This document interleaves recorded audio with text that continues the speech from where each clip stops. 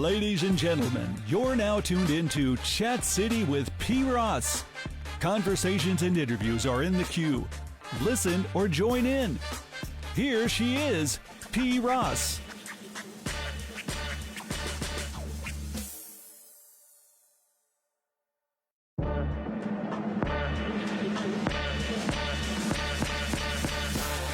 Ladies and gentlemen, you're now tuned into Chat City with P. Ross. Conversations and interviews are in the queue. Listen or join in. Here she is, P. Ross. Ladies and gentlemen, you're now tuned into Chat City with P. Ross. Conversations and interviews are in the queue. Listen or join in. Here she is, P. Ross. Good evening, good afternoon, wherever you are on today, and welcome. Today is Thursday, and you are here joining me on Oak 93.5 with Chat City with P. Ross. I am your host today, Tameka, and I have someone in the studio with me that I am very excited to have. She's none other than Miss Sabrina Shaw. She is joining me on today, and we have some exciting topics for you. So tune in, stay tuned in. And in fact, if you're on Facebook, go ahead and share this with someone today. Share this with them. We have some great things that we're going to talk about. And I know that you will be glad that you spent these next few fleeting moments with us. Welcome, Sabrina. Thank you for being with me on today. Thank you for having me. Thank you. Thank you for taking time out of your schedule. We're going to be talking about some very fun things on today, and we're going to be talking about some solemn things on today. Nonetheless, it's going to be a great time. We are both daddy's girls, so we know that Father's Day is swiftly approaching, so we're going to talk a little bit about our fathers on today. This is Elder Abuse Awareness Day. That is today. It's a very, very important topic to me, and I believe that it is certainly something that we should be abreast about. I am a social worker. Sabrina is also in the field as well, and so this is something that we're going to discuss on today. So again, welcome everyone. Let's get started on today. Sabrina is a longtime friend of mine. I think Sabrina, oh my goodness, we met about how many years? 25 years ago. About 25 years ago. And the funny thing is, I remember it like it was yesterday. Right. I remember we were both working on the same job. Yes. And I was expecting at that time. And that's kind of how we can gauge it. And I remember she said, are you expecting? And our friendship started from there. And I was indeed at that time expecting my daughter, Ariana. Yes. And we've been great friends ever since. And I truly am thankful for our friendship. It's been a great friendship. We've met families. We've been through good times together, sad times together. Nonetheless, we have been friends. And so I'm thankful for that. A blessing. Sabrina, so let's talk a little bit about you. Tell the audience a little bit about yourself. Okay. I'm a native of Raleigh. I'm still considered a newlywed. I got married in 2019. To my middle school crush, David Shaw. I work in the mental health field. I've been in the mental health field for about 26 years now, where we met when we were both working in that field. I work for a nonprofit agency called Community Workforce Solutions, where we primarily assist individuals with mental and physical disabilities obtain and maintain employment. But we also assist people that have any type of employment barrier, whether, like on my caseload, I have some individuals who have had a past of substance abuse or habitual felons. So it's anything that will cause you to have an employment barrier that you need assistance from us to obtain and maintain productive employment.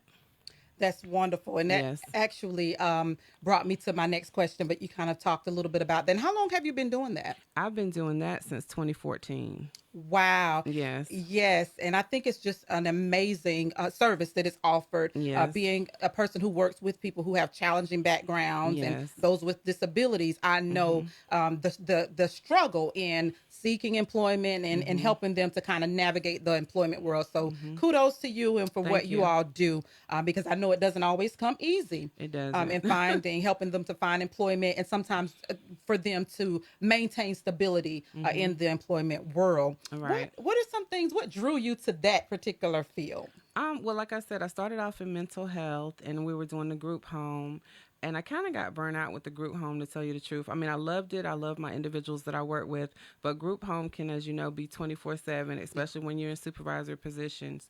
So I just started seeking other avenues to stay in the same field, but just to do something else.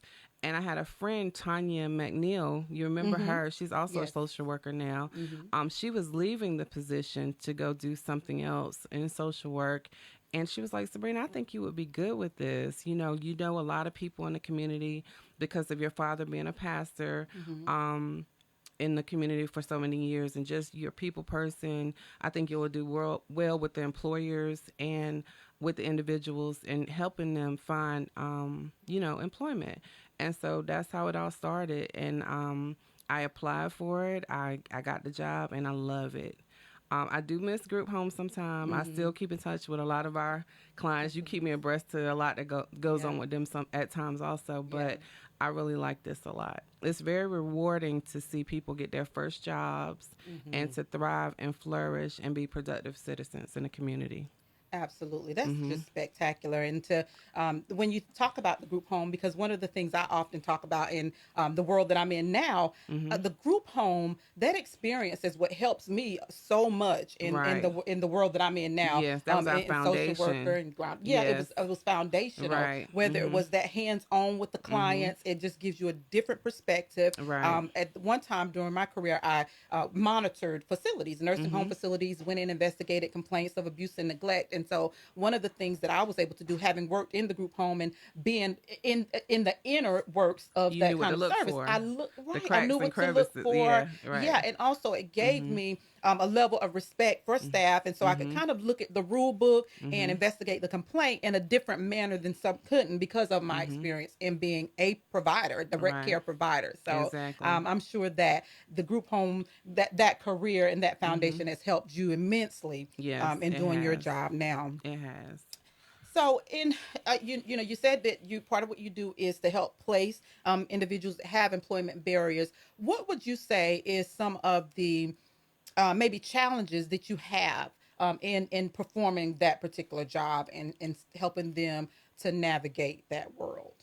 A lot of them have challenges with fear, Mm-hmm. fear that they're not good enough, fear that, although it's nothing wrong with working in fast food, they feel like when they go to Amazon Mm-hmm. or when they go to these more challenging jobs to make more money, Mm-hmm. they feel like they're not good enough or they can't do it, because for so many years people have told them they can't. They have Right. put limits on Right. them. And even with me being an advocate for them, they sometimes they surprise me. With this, Mm-hmm. some of them have become managers, some of them have been promoted to supervisory positions, and it's like some of them have gotten married recently. Wow. So just seeing them break those barriers, but the challenges are that they have to overcome those fears, Mm-hmm. all that negative stuff that have been poured into them over the years, Mm-hmm. to know that they don't have just because they have a disability, just because they're different in areas that they can still do what anyone else can do. Absolutely. Hmm. Yeah, and that's something that I think that comes with educating perhaps the those who employ individuals, Yes. those who hire them, and knowing that Hmm. they are people as well. They're just Hmm. someone that has a barrier or perhaps a Right. diagnosis, but Right. they can do the job just like we're trained to do Right. jobs. They have the capacity to do it as well. Exactly. Would you say that there are ways that if for instance a person is working in a restaurant or a Hmm. hotel and they are working alongside someone that may have a barrier, a disability or something to that effect, what better ways can what better ways can they accommodate someone who may have challenges with working, that well, how can they better accommodate the individual and be respectful?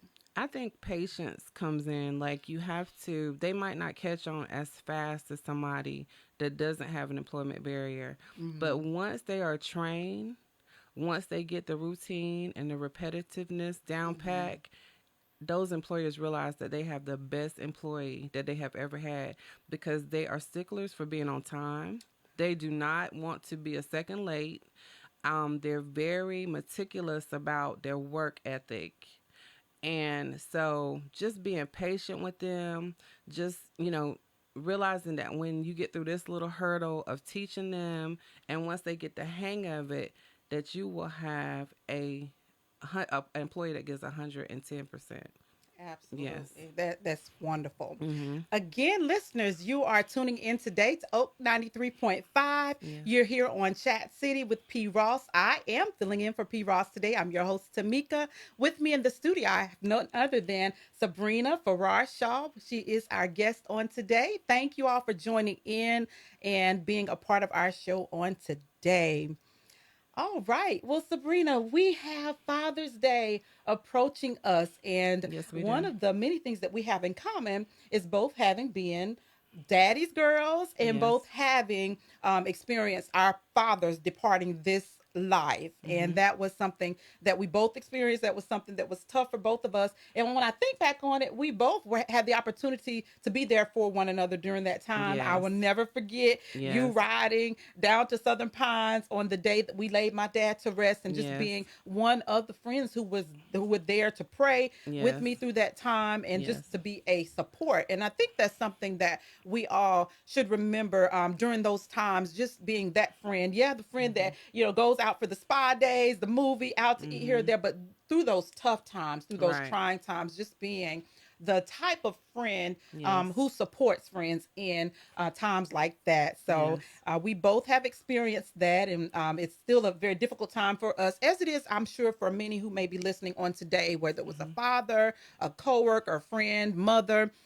It's never easy to experience the passing of a loved one. Right. So, talk a little bit about your phenomenal father. I'm so glad I had the opportunity to meet Pastor Bishop Fode Farrar. What a Yes. man of God he was, who touched Yes. the lives of so many. Yes. Talk a little bit about him and what he did. Oh, okay. So I don't even know where to start with that. But Bishop Leonard Farrar, El Fode Farrar, was my father, my biological father, as far and as well as my spiritual father. Um, and he was a phenomenal man. He was ministering before I came in the world. So he's the only pastor that, until I was 45 years old, that I had ever sat under. Um, he just lived what he preached all the time, in and out of the pulpit. And I had the pleasure of knowing him, in church and out, when he wasn't at church, Mm-hmm. and when he was out of town, it didn't matter. He lived for Christ. He walked the walk and he talked the talk, and he loved people.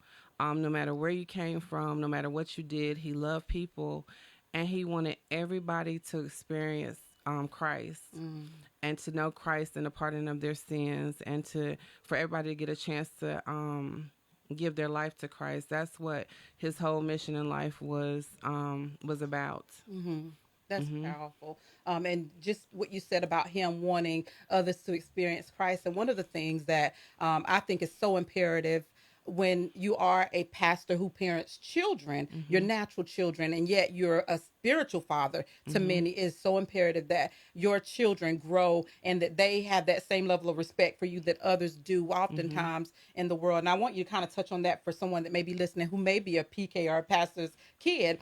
It's so imperative that people who pastor, both male and female, because we know we have both Hmm. who do that, they want their children to experience this same Lord Hmm. that they want everybody else to experience. So, talk a little bit about what your dad did to ensure that you all, as his children, grew in the fear and admonition of the Lord. When he passed, I had a lot of people, even when he was living, to say, thank you for sharing your dad with us. But I never felt like I was running thin with him, like I was sharing him. It was just always like I said, he was preaching before I came into the world. Mm-hmm. So it was just like that was what it was. But he always made sure family was first, Mm-hmm. that family was the first ministry. Um, and he just always, I don't know, even know how to explain how he balanced it all, but we never felt, when we got older, he was like, maybe I went too much, because before he became full time in the ministry, he would go preach a lot of revivals and he would be gone a lot, but we didn't feel what he thought we felt. We always felt loved. He always made our plays, our recitals, and everything. But he always made sure that we knew Christ. We had family Bible study. We had neighborhood Bible study where a lot of the neighborhood kids that weren't church would come to our house and learn the fundamentals about the Bible and about Jesus Christ. Yeah. And so it was always family first, and God first, and then family. You know what I mean. But he just always knew how to give that balance with that. That's spectacular. And one of the things I can remember also about your dad was just his passion for missions, and Oh my being goodness, that yes. this has become kind of a thing for me as well. And I knew the Lord told me that in 2023 that my tenure in missions would be extensive. And so in Wow. 2023 it all started. I mean, Right. actually before 2023 came in, I went to Belize. That was my first mission trip, and then Wow. it started from there. And so he's one of the people and your mom, of course, because she accompanied him on those Oh, African yes. trips, Oh, and yes. as did many from your church. Right. I thought it was admirable how he would take those mission trips and how he sowed into just into the African community, our African brothers and sisters. So that was something else that stood out to me about your dad. Yes. And it's just a blessing to have had a good father. And when I think about, and there are times when I have my little moments where I cry thinking about my dad, Yes. I often think about that. I had a father. So many don't. We find that so many, or they have one, but they don't have that relationship. So it's just a blessing to have had a father any length of time. And Yes. we had ours through adulthood. Many, if they do lose their dad, some lose their father in their childhood. So I'm very thankful to the Lord for Yes. having had a father throughout my adulthood. My dad, it was my 29th year of life, I think, that he passed away. And so I'm like, God, he gave him to me for 29 years. What a blessing. And What a blessing. I think about his nature, just a calm kind of guy. And I think that a lot of my personality comes from him. It's kind of a balance. I have some of my mom's and then some of my dad's personality, but he was very mild-mannered man. And so I'm very, very thankful to have had my father. So what I do in times of sadness, I just begin to dwell on fond memories that I have. So what are some memories that you have of your dad that you would like to talk about today? I know that there are tons Oh of my them. goodness. For one, he was a trailblazer. That's good. He loved changing the narrative of something. Like when we were younger, we went camping, and I'm not talking about in cabins and the luxuries that we have now. Yeah. I'm talking about a brown tent in a van. Wow. So people would say that was in the 80s, like when black people weren't going camping. And he was like, "What? That's not a black or a white thing. It's if you like to do it, do it." So he took us camping. He took us fishing. He took us kayaking when that wasn't being done. My brothers went skiing. Like he loved changing the narrative of, because he didn't see color. It was like, why is this considered a white thing or a black thing? Yes. Enjoy life. God gave us, we're in this world. We're not of this world, but he still wants us to enjoy the things that in life, and still be in Christ. Yeah. So just him always breaking barriers and being a trailblazer with things, and I just loved it. He didn't let anybody put him in a box. Yeah. And that's really just intriguing when you talk about the kayaking, because a lot of people aren't exposed to that. So it's what great parenting to expose you to those different type things beyond what the normal things that we just do. We're going to do the normal, we play basketball. We're going to go to the fair. We're going to just it's exposing you all to those different, and that variety I know has made a difference and probably helped you overcome some fears. Yeah. He made sure we swam before we walked, Yeah. and that was something something like, my grandma was like, oh no, I don't want him to learn how to swim. But he was like, my children are going to know how to swim. And to this day, all of them, I'm kind of overweight now. I don't go swimming much, but pray for me. But we can all swim like fish because he put us in lessons, and he also taught us, aside from the lessons, he wanted us to be swimmers. Right. So right. he was a trailblazer. You know, you talking about the late 70s, early 80s that he was doing these things. Amazing. Yeah. Good afternoon. You are with us today on Oak 93.5, Chat City with P. Ross. I am your host today, standing in for P. Ross, Tameka, and I have with me in the studio Miss Sabrina Farrar-Shaw. She's joining in on today. Thank you, listeners, viewers, for joining us on Oak 93.5.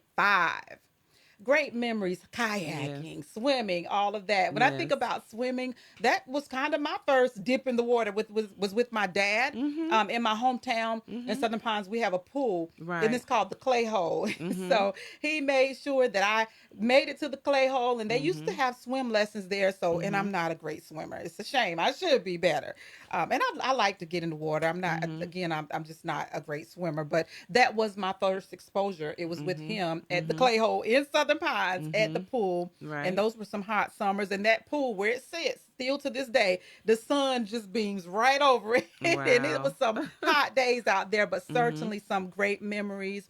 And another great memory was driving, learning how to drive. My dad, he just had the gift for patience, and he was so patient with me when he taught me how to drive. And I talk about this to people in many cases on today, how when I was driving and I had my foot on the gas and my foot on the brake, and he was wait a minute. He was so, and I remember him being so patient and calm, a lot more calm than I am when teaching somebody how to drive. And he said, no, you just have one foot, just put your other foot right here, and it's just one foot. Either you're going to put it on the gas or you're going to put it on the brake. And so I think about that, you know, and just the promises he kept. When I came here to Raleigh to go to school, my dad told me a certain amount of money that he was going to send me every week for like an allowance, just extra money. You know, college students are broke. I wasn't working at the time. Like clockwork. That money order was, and we had boxes, and I think the students still do down in the student union. Every week, I can't recall what day it was, but I know every week there was a money order made to me from my dad throughout my college tenure. And so those type things that matters, just the, you know, doing what you say you're going to do. And so I'm very, very thankful of that. Those great memories and those fun times. And I know that helps get you through those times when you miss your father. It does. It really does. Yeah.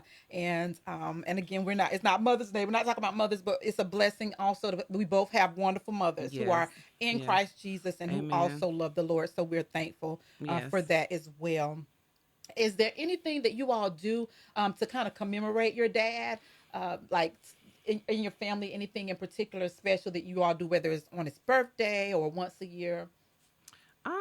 Well, we just we had some pastor friends of ours who sat under my daddy under the ministry for, I know, 30 years, started a scholarship foundation in his name. If you know my dad, he was all about education and always having a teachable spirit, whether it be spiritual or in your mainstream things in life. So this weekend, Sunday on Father's Day, they will be presenting the second recipient with the Bishop L. Fode Farrar Scholarship. So that's the way that we commemorate it. But just as a family, keeping his legacy alive. Still, I went back and looked at a sermon with my husband about 2 weeks ago, and it was just like he was in 2023 preaching it. Amazing. It was just like a rhema word, because the word of God just lives anyway. So just my husband was like, oh my God, like, amazing. You know, he died, he went to be to glory in 2015, but here it is 2023, and those words were still resonating with me. It just put a fire in both of us as a couple. And so that's how, just trying to keep, always live what he lived. He personified love, always trying to show love, always trying to be better. I know as your father, you said he had patience. So that's something to live by, because that's a virtue. Yes. And just trying to live, the things that were important to him, putting God first, um, just making sure we love, Yeah. that we don't, we don't show favoritism for this set of people or that set of people, or you're up here and we're down here. He hated that cliquish Yes. stuff. Yes. And so just, personifying love like he did. He used to have a saying, you might outsing me, and that would have been easy to do because he couldn't sing a lick. He said, you might even outpreach me, but one thing you'll never do is outlove me. So Powerful. that sticks with me. That's like ingrained in me forever, Yes. So yeah. Oh, that is amazing.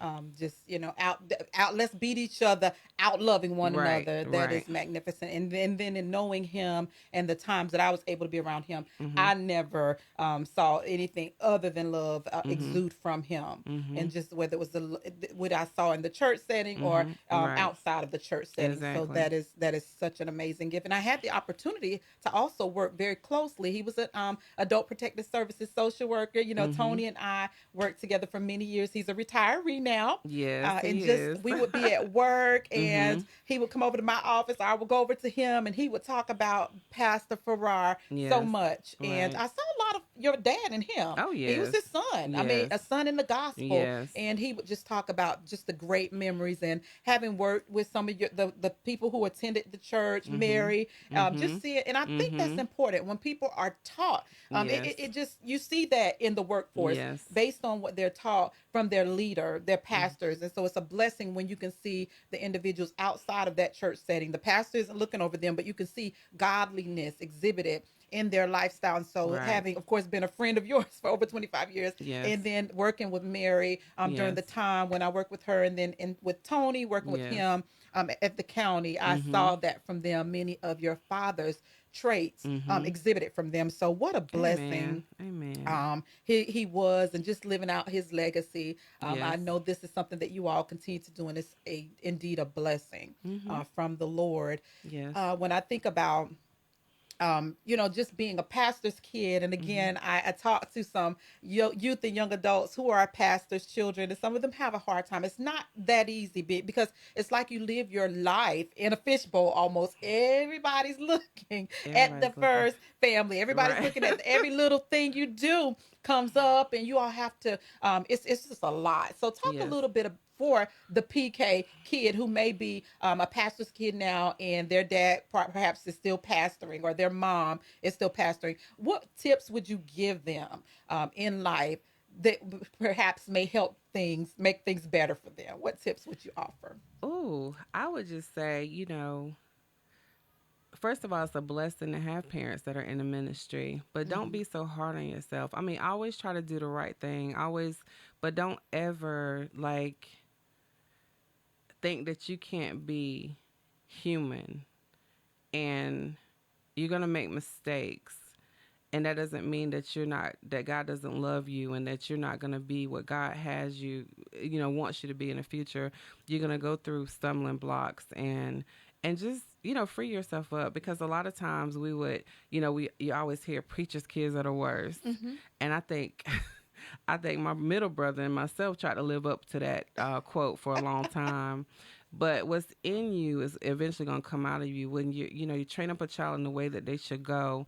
And when they're older, they're not going to depart from it. And so during that time between training them up and when they get older, it's going to be some in-between times that you might make mistakes.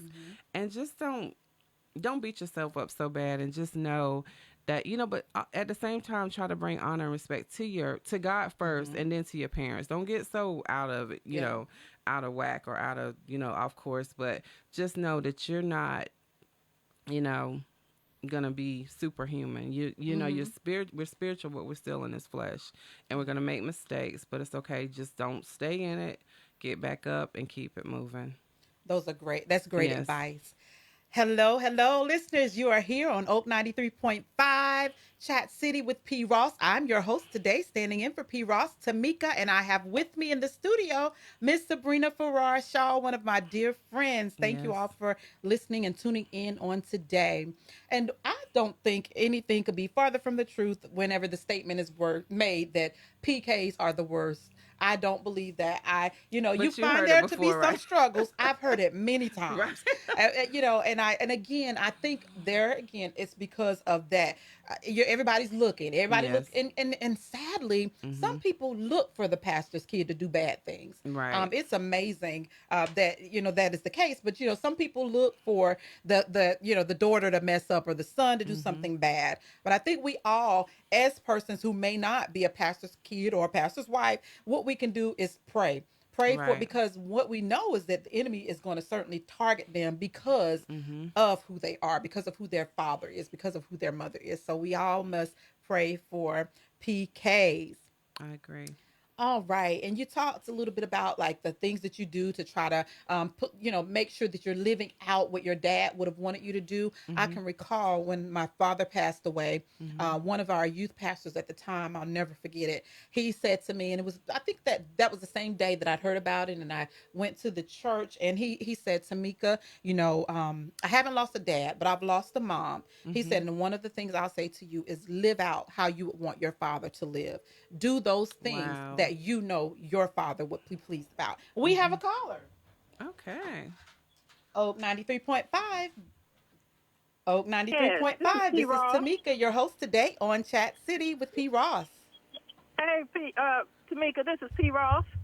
Hey there. Hi, I just wanted to say hello and give a shout out to my dad who is no longer with us. You're talking about fathers today, so I just wanted to just remember him on this particular show that you're doing, Daddy's Girls. He was certainly my hero. So rest in peace, James Dockery Jr. He was a wonderful father to us, to me, and I appreciate you doing this subject today. Awesome. P. Ross is giving a shout out to her dad on Awesome. today. As a daddy's girl, thank you so much for calling in on today. Anybody else, definitely call us. Give a shout out to your dad on today. Thank you for calling in, P. Ross, and joining us in our discussion today on Daddy's Girls. You're welcome. Thank you. Yes, ma'am. Thank you for calling in to Oak 93.5. That's awesome. All right. There again, you're here on Oak 93.5.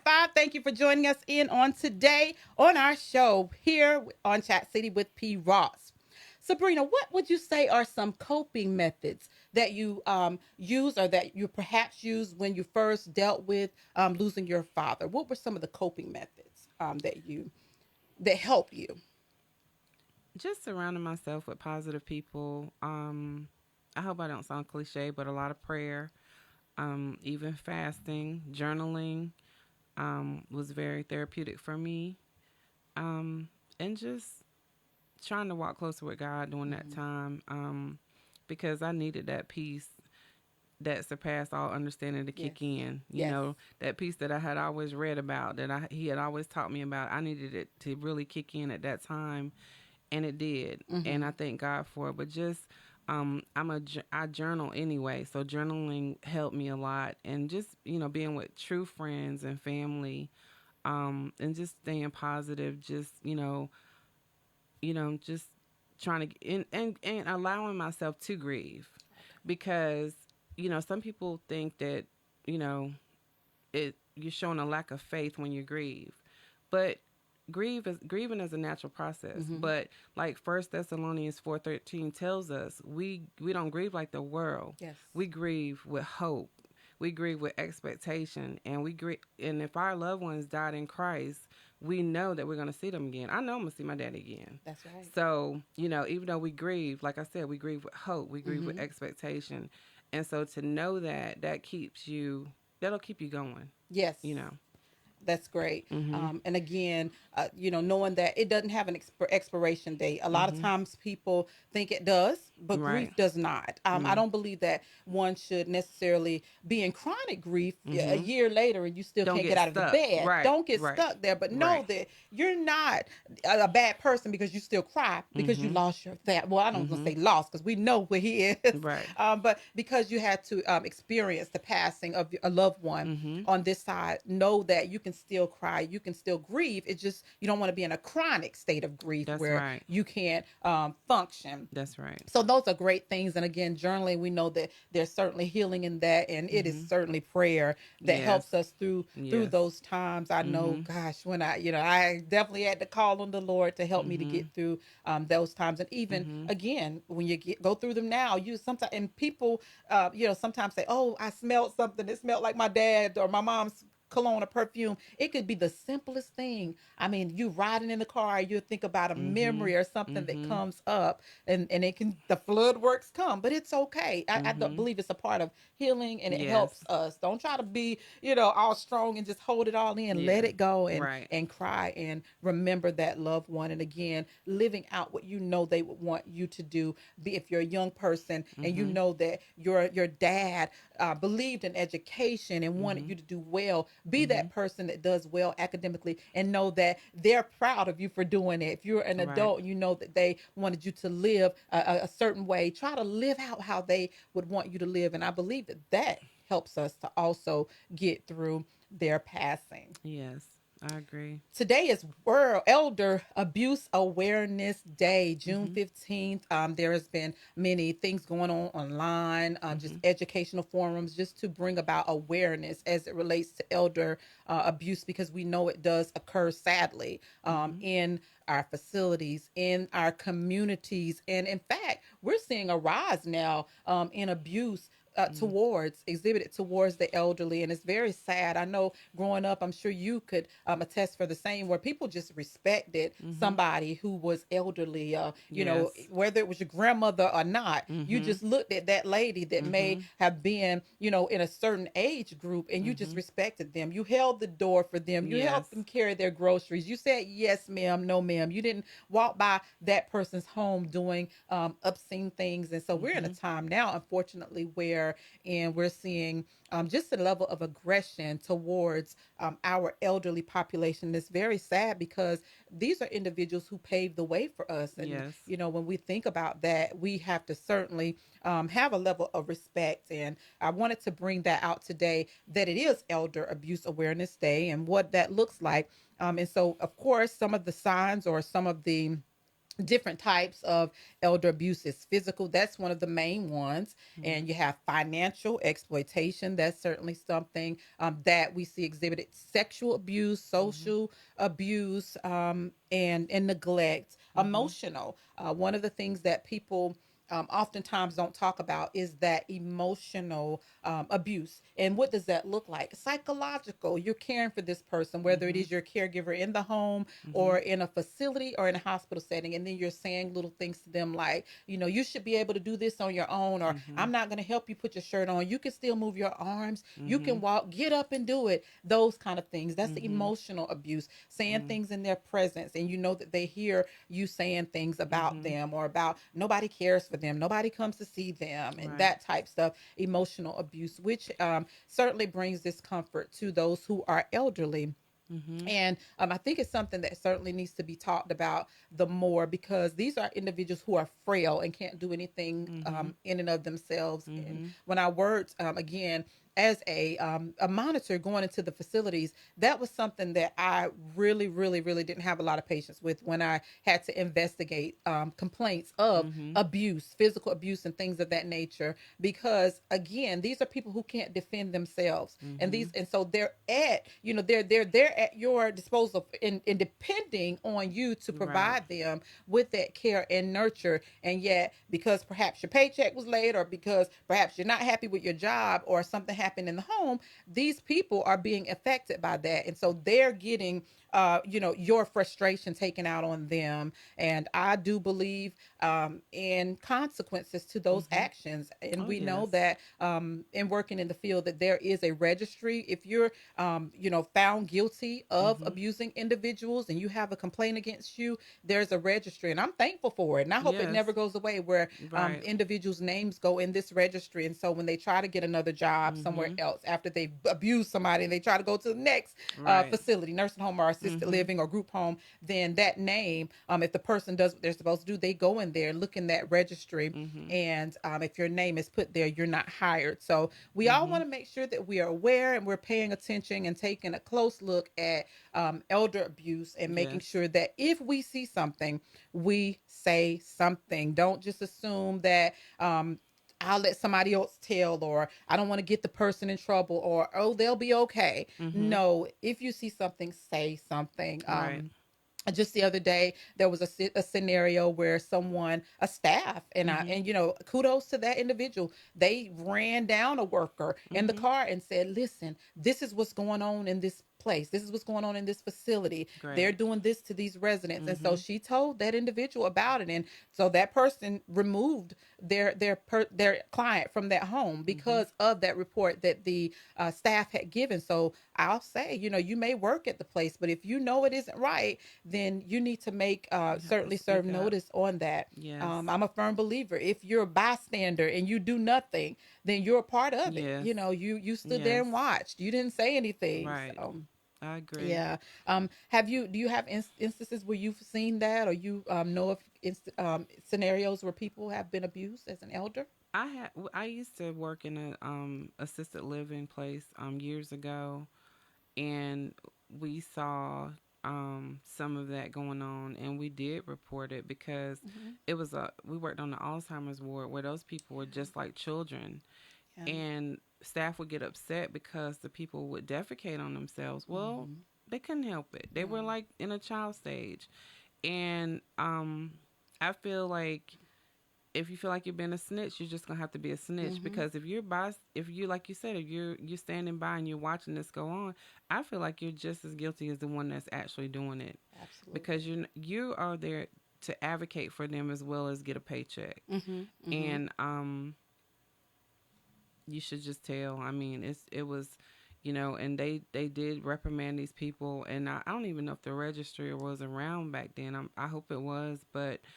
these individuals were let go, and I hope they weren't able to work with, unless they got rehabilitated somehow, to work with clients again. Yeah, yeah. And like you said, rehabilitated, because I believe that, people in some instances do deserve second chances, and sometimes people may be falsely accused. And so if you can plead out that case and prove that you didn't do it, I don't believe that you should never be employed again. So that's a great point that but you maybe made there. that's not your field. If you don't have That's the right. patience with it, what comes with the job. So, maybe that's just not your area of expertise. I agree. I agree, because it does take, patience and a level of just, caregiving that you may not ever imagine yourself doing. I mean, again, because people, and in particular Alzheimer's, and this is Alzheimer's Awareness Month as well. It's a lot. I know that we tend to focus on one thing in the month of June, but we're going to talk about these very important matters as Alzheimer's Awareness Month. And so that is certainly something that we see exhibited in many cases from those who have Alzheimer's. They don't know about their bodily functions, and they aren't able to control it as much as perhaps a person can do it 20 years old. And and even we're seeing early onset of it as well. So there's a level of pain, and they sometimes they, depending on what's going on with them, they can become aggressive. So you've got to know, if you get slapped, you can't slap them back. That's abuse. So I learned early on that wasn't my area. I mean, I enjoyed the time I did it. I thank God for the experience, but I knew that wasn't what I wanted to do long term. It takes a very special type of person to do that, because I in August of 21, I took over guardianship over my aunt, my mom's sister, because she didn't have biological kids, and I was always close to her growing up. And she she has dementia, and it's very hard to watch. But the facility that she's at, going back to what you said about early onset, is people that are in their late 50s.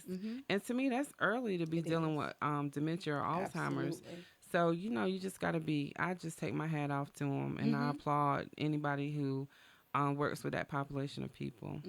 Yeah, and just appreciating them. Yes. When I go into the different facilities and to check on people, or for whatever reason, I try to be extra nice to the Yes. staff. Let them know, Yes. listen, what you do is important. Thank you for having a positive attitude. Yes. I know you're working hard, and now many of them are shorthanded. I mean, you may go in a facility and it may be 12 clients to one person, and she's got to give baths. If the Yes. person is a feeding assistant, she's got to feed them. If they need assistance with the adult daily living tasks, she may have to be the one to go in and dress 12 people. And that's the reality in many of our nursing homes, and hospitals as well, That's a and lot.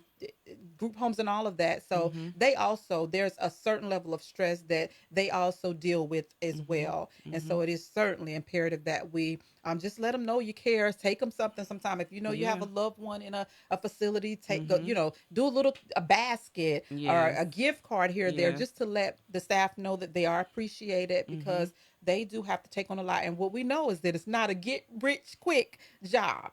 Right. So we have to Right. keep that in mind as I well. agree.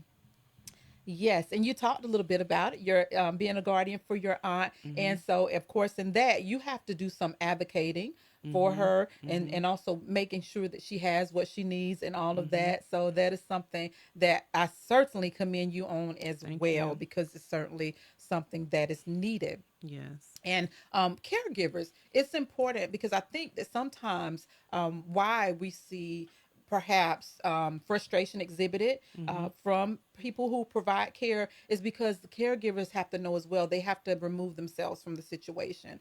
You cannot expect to work 40, 50, 60 hours a week doing that type of work and not take a reprieve, not take time for yourself. So it's so imperative Yes. that caregivers understand that they have to pull away, take a break from it. And I know it's sometimes easier said than done. If you're in the home and you're caring for someone in the home and that type of thing, and you're that primary caregiver, there's got to be a way to remove yourself, or you will find yourself becoming frustrated, probably jerking when you didn't mean to jerk, or saying something That's that you real. may not have meant to say, or out of frustration or anger, because you're human. So Yes. the caregiver has to know that you have to take a break, remove yourself from the situation. Maybe it's a friend you can call and say, hey, look, can you sit in for me for an hour while I go get a manicure, pedicure, a massage, or something, to kind of give yourself that break away from the situation. And take advantage of those respite services. We have Yeah. to learn how to educate ourselves on all the services that are out here, because I didn't know a lot of them until I took guardianship over my aunt.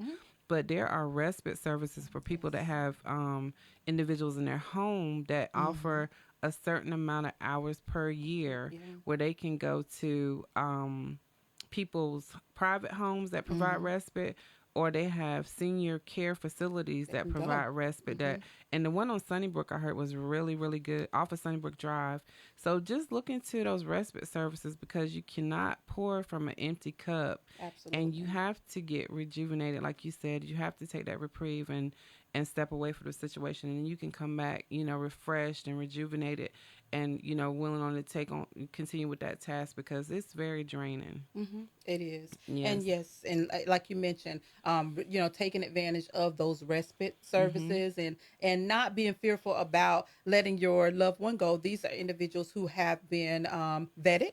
And that they've taken a look at their history and all of that, because I know that sometimes we can tend to think, oh, well, I'm not going to let dad or mom or my child go outside of my presence and go into these places temporarily. But know that you have that option to take advantage of those respite services, and again with individuals coming into the home. And I'm glad you touched on that, because that's also something that is very important. Having those personal care aides who can come into the home, even if it's 2 or 3 hours, and that is an opportunity as well for the Get a break. caregiver to get a break and Yes. to reprieve yourself, and do it and not feel guilty about it. So many times people feel guilty about taking a break away from, and I'm speaking more so now in particular when it comes to your loved one. When you're a caregiver, you're that primary caregiver, and you feel guilty about removing yourself for a few hours. However, it is something that's necessary so that you Yes. can make sure you're replenished, you're able to provide that great care and not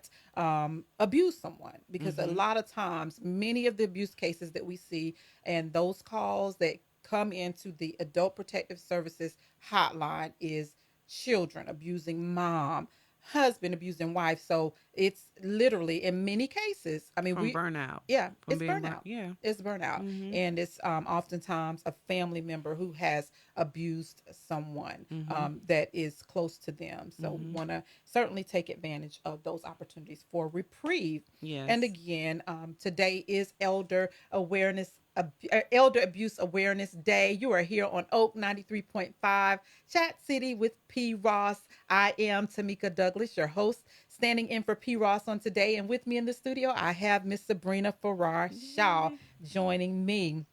And so, as we get to the close of our show on today, I want to make sure that I provide you with the number, the hotline for in this particular Wake County area. If there is elder abuse that is taking place and you're aware of it, abuse, physical abuse, emotional, sexual abuse, exploitation, neglect, you can Mhm. call Wake County Adult Protective Services hotline. That number is 919-212-7264. And again, if you see something, say something. Closing thoughts, Sabrina. Anything you like to say to close out? Again, thank you so much for joining us on today, taking time out of your schedule, talking a little bit about your wonderful father in light of Father's Day that is approaching. Nothing but fond memories of Bishop L. Fode Farrar Yes. and his tenure at Solid Rock. I mean, what a time. He founded that He ministry. founded He that ministry. founded that Yes. ministry, and so Mhm. certainly something. He was a great friend of my pastor for many years. He Yes. loved Yes. him. Did Yes. just a great work in the Mhm. city of Raleigh, and so we certainly commend him for that. Any closing thoughts? You asked me earlier about a childhood memory, I think, Yes. and I Hmm. just wanted to share real quick. My mom was a teacher. Yes. I used to go to work with her all the time, but when I was it was probably 79 or 1980 or 1979. All I knew is he got dressed in a suit. This is before he became full time in the ministry. Hmm. He would get his little briefcase and he would scurry on off to work. So I was like, I want to go to work with you. I want to go to work with you. So finally, one day during the summer when we were out of school, he took me to work with him. If you knew my daddy, he was just humble. Hmm. But when I got there, we went to the fourth floor, got in the elevator of the Albemarle building downtown, and we went up to his office. And it just as a little brown girl, he had a secretary Hmm. who was Caucasian. Okay. He had a big window office. He was a budget analyst. He Hmm. did the budgets for all the blind and deaf schools in North Carolina. And for a little brown girl in the late 70s, early 80s, to see that, it was just amazing to Hmm. me because it was, and not long before he died, I told him, I said, you remember that time I went to work with you? And he was like, yeah. And I said, I was just impressed. You Yeah. never bragged, you never boasted, but I was just impressed that you were at the highest level of state government Hmm. that you could get to at that time. And secretary bring you coffee. I mean, it Amazing. was just, and so that was one of my greatest memories because he Right. was just so humble. And Yeah. but just for me to see that, it was Hmm. just left an indelible mark in my heart that he was great. He with everything he did, Hmm. Hmm. and I miss him and I love him. But Yeah. thank you for the opportunity. It was an honor. Yes. Thank Um, you. it was an honor. Thank you. Thank you for joining us on Oak Yes, 93.5. You are greatly appreciated for just taking time out and coming in today and sharing your father with the viewers yes. on today. I know many may be familiar with him from this Raleigh area. I believe he was a hmm native here in He Raleigh or was from. born in Harlem, but Okay. he moved Harlem, New York. Harlem, New I never York. knew But that. he moved here when he was Okay. 5, so he claimed North Carolina as his home. Okay. But his birth was he was born in Harlem. Okay, Yes, wonderful, wonderful. Well, certainly he is someone that we will continue to remember thank you, all the days of our lives. and your father as well. Thank you. Thank you so much. hmm Yes, indeed.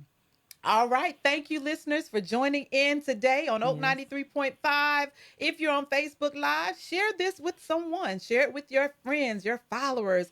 And again, until next time, we appreciate you. Have a wonderful evening.